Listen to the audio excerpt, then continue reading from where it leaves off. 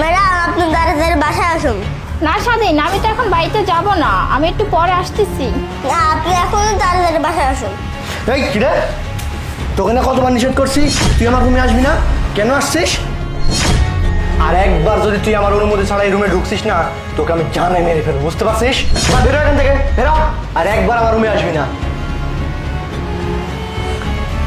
আরে বেবি, তোমার বউ তো আসার মনে হয় সময় চলে আসছে, ও তো এখনই চলে আসবে মনে হয়।